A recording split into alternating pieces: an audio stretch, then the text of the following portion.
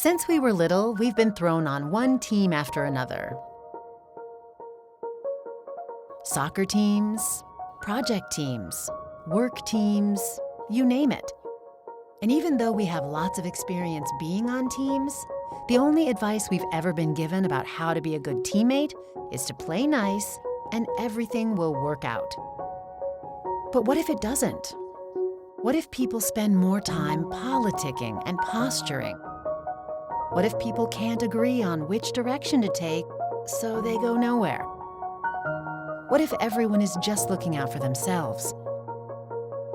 Turns out, there's more to good teamwork than just playing nice. That's where the 5 Behaviors of a Cohesive Team comes in. Based on Patrick Lencioni's New York Times best-selling book, The 5 Dysfunctions of a Team, this simple but powerful model consists of 5 behaviors that people can master to become a better teammate and to start building stronger teams.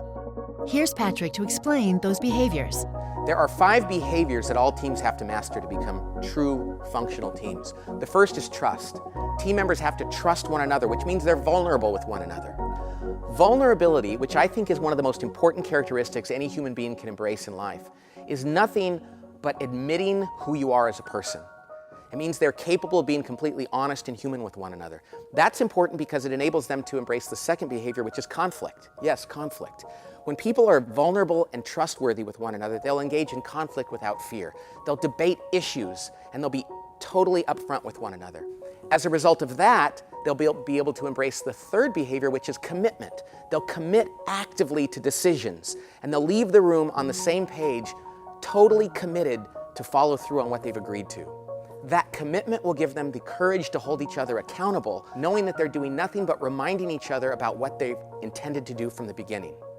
And that accountability will ensure that they get results, that they're focused on the collective results of the team and not their individual needs. So it starts with trust, it goes to conflict, commitment, accountability, and ultimately, results. That's it. Now, ironically, it's not that complicated to build a team. It's pretty simple in theory, but it is hard because it requires a lot of work over time and a lot of courage.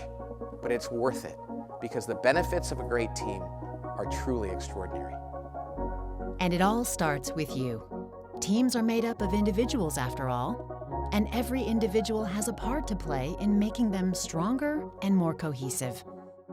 It's how we get back to those teams that were fun and fulfilling, and we couldn't wait to be a part of.